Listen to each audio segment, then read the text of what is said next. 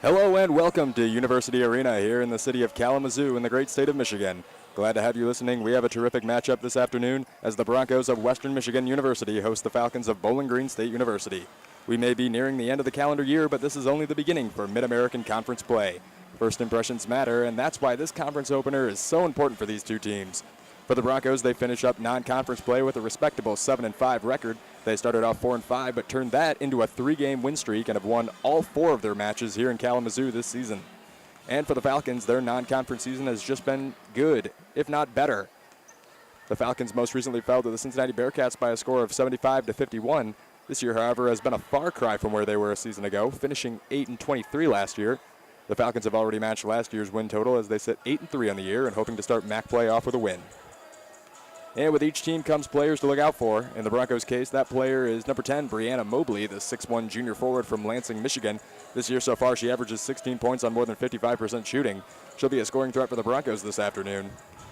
As for the Falcons, the players to watch are number 14, Carly Santoro, the 5'10 junior guard from Bellevue, Ohio. She averages almost 15 points a contest to go with more than 10 rebounds and almost 2 steals a game. She's the player with arguably the biggest impact on the outcome of this game. We'll be sure to watch her throughout the afternoon. And when we come back, we'll have the starting lineups and then tip-off, so don't go anywhere. We'll be right back. And we're back, folks, here in Kalamazoo. Bowling Green leading Western Michigan 27-16. One of the stories here for Western Michigan has been their personal foul trouble as they've committed 6 total team fouls throughout the first half to go with 9 turnovers. As Western Michigan fires a deep 2 from Van Zanten is good.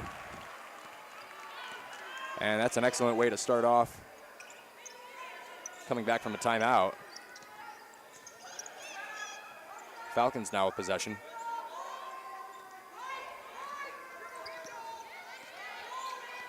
.6'2 freshman center Angela Perry into the game as Santoro drives, fires a layup off the glass is good. Less than 3 to go in the second quarter. Bowling Green leading by 11. Deja Wimby setting up the point. As Van Zanten tries to pass it inside, it's kicked out of bounds. Broncos will retain possession.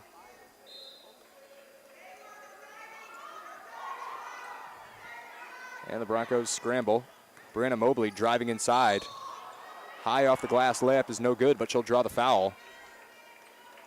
The foul is on number 3, Andrea Cecil. The 6'1 sophomore out of Oak Harbor, Ohio. Mobley, the Broncos' leading scorer at the charity stripe. First one spins out.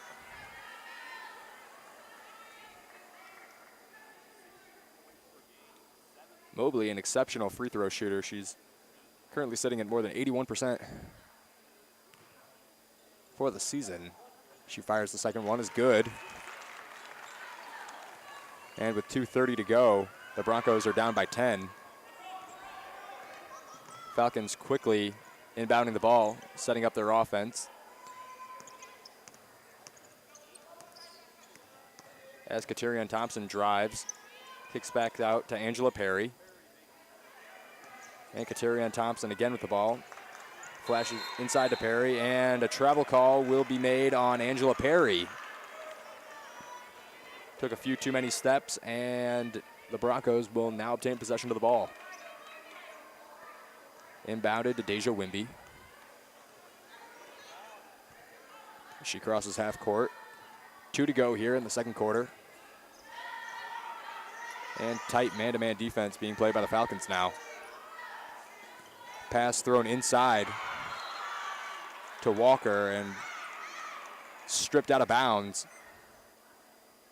Broncos will keep it.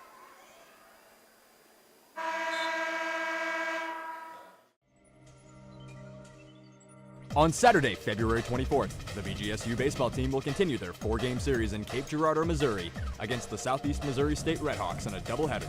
Join Noah Yingling for the play-by-play of both contests at 2 p.m. on Mixler.com, your flagship home for BGSU baseball.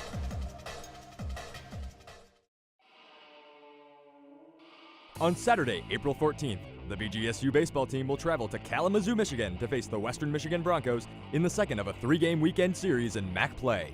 Join Leo Goldman for the play-by-play at 1 p.m. on Mixler.com, your flagship home for BGSU baseball.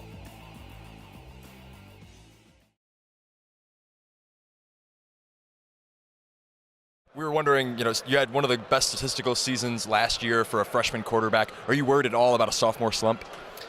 No, sir. I have trust in this offense, trust in this coaches, trust in my receivers, and it's just me standing back there and making throws and making my read. All right, here with head coach Danny Schmitz. Coach, not the result you wanted. Eagles combined for over 16 runs in the series. What can you say about their offense during this weekend? Well, they're a very good offensive team. They got some guys that can run up and down the lineup and stuff. They put the ball in play. So give them credit. They were a little bit better than us today. All we needed was to have one more big hit. That's what we needed. We had plenty of opportunities. I can't say Tyler Anderson had his best stuff today, but he battled, got us into the 5th inning. The bullpen came in and did a nice job defensively for the most part. We did a good job, but we had opportunities offensively, and we needed to come up with a big hit, and we just didn't come up with a big hit.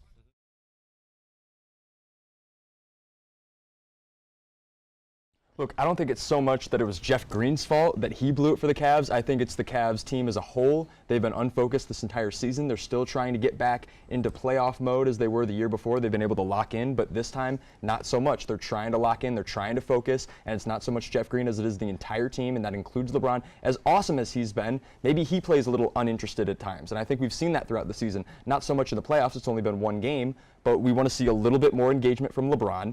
I think that the good news for the Cavs fans is that this is the best possible game in which the Pacers could play. I don't think that they're going to get any better than this, especially not for 4 games.